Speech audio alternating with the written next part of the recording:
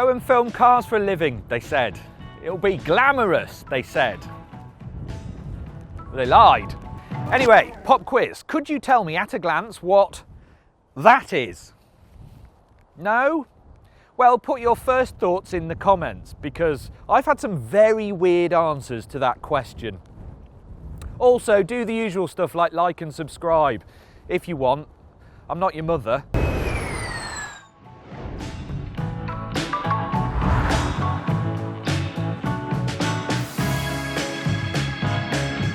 Still no? Well, that, my friends, is a Cupra Formentor. And before you ask about the name, Formentor is actually a pretty little peninsula in Mallorca, which is a kind of a nod to the car's Spanish heritage, rather than one of the baddies from the Harry Potter movies. And you'd be wise to remember the name, because Formentor doesn't actually appear anywhere outside or inside that car. Now, Cupra is a sister sporty company to the Spanish brand Seat, and they've been around making Seats a little bit more peppy for quite a while now. But the Formentor is Cupra's first solo vehicle. Now, it's based on a VW Group platform, so we're talking things like the Volkswagen Golf, the Seat Ateca, the Seat Leon, the Audi A3, all of that sort of stuff. But it actually gets a bespoke body and lots of bespoke bits on the interior, even though quite a lot of it is shared. And it is, well, what is it? I mean, it's a 5-door hatchback, so it's nice and practical, but it's got a slightly raised ride height and a very high waistline, and yet a very low roof, so it's not really an SUV. In fact, I really quite like it. It's a little bit different, and it's just got lots of nice detail. I mean, look at this rear wheel arch. You could cut your fingers on that, and all in all, I think it looks nicely aggressive and a little bit unique. It's a little bit grrr. Plus, it's got a really funky badge. I mean, it looks like something you'd nick off a Transformer. Come to think of it, it actually sounds like a Transformer as well. The Cupra Formentor. Formentor. Formentor, transform! No, I was only checking. This particular Formentor is the EHybrid 245, though there will be a lower powered version along later, which means that you get a plug, an electric motor and a battery to allow for low taxes and theoretically higher miles per gallon, which seems very sensible, right? But it's wise to point out here that Cupra is all about the fun stuff. It's a brand aligned with being a bit fun to drive. And this is supposed to be a sporty plug-in hybrid, which is surely an oxymoron. You want that plug for the efficiency, but then you ask for the added weight of a battery and encourage faster driving. This is Marmite and chips. It's ketchup on ice cream. Neither is bad, they just don't go together. So what do you get? Well, it's essentially the same kit as you get with all of these Group VW plug-in cars. There's a small 1.4 litre TSI turbo petrol engine here, and that's got about 150 brake horsepower. And then there's an electric motor with about 115 brake horsepower that's powered by a 13 kilowatt hour battery. Now in total, that gives you about 245 brake horsepower to play with. And it's essentially the same kit as you get in the Volkswagen Golf GTE, which is a really good car. So that bodes really quite well. There's an electric only range of, in theory, 30 plus miles, and you can charge that battery from empty to full on a home charger in about 3.5 hours. So far, so normal. EV for popping to the shops, engine for longer trips. The good news continues on the inside. Sort of. While I love the design of the interior, it's clean, it's crisp, it's well designed, and it actually feels like quality. And I love the fact that this seat actually goes from quite high up to quite low down if you like to be low when you're driving. There are some elements that I'm not so keen on. One is this big touchscreen that controls most of the major elements. Mainly because it tends to take your eyes away from the road more than you want, no matter how much you try. And two, in really cold weather, it actually can be quite laggy. So what happens is you press a button to do something, it doesn't do anything, and then you press it again, and then you end up sort of stumbling through the menus like an imbecile. There is voice control, but that's also slightly schizophrenic, so I just wish they'd give me a decent knob. But you do get quality. It seems put together really well, and space because there's acres of it. Even though it's a little bit dark, there's room for 5 and a decent boot. Though that boot on the EHybrid is smaller than the petrol models because of where the battery sits, meaning the petrol tank got moved to sit under the boot floor. And that also means it's front-wheel drive only, because there isn't room to fit the all-wheel drive gubbins under there, with the electricity taking up space. As far as kit goes, this is not a cheap car, starting at £38,625. So unsurprisingly, there are plenty of nice things.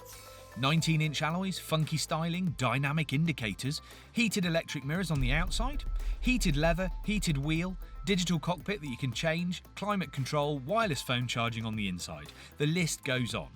There's the usual array of driving assist systems if you option the correct packs, and liberal use of copper accents. Cupra as a brand is very keen on copper accents. I also really like this start-stop button on the steering wheel. It makes it feel just that little bit more special. Childish, I know, but...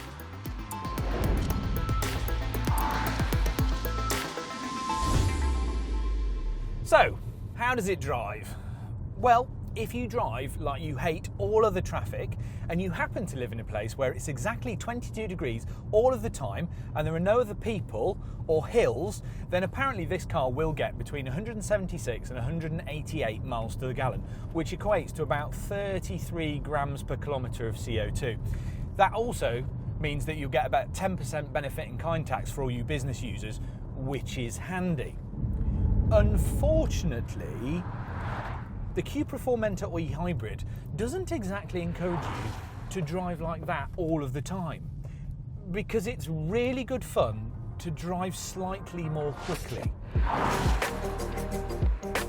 Now, first up, it's quite rapid for this kind of car, so 0 to 60 in about 7 seconds dead, 130 mile an hour top speed.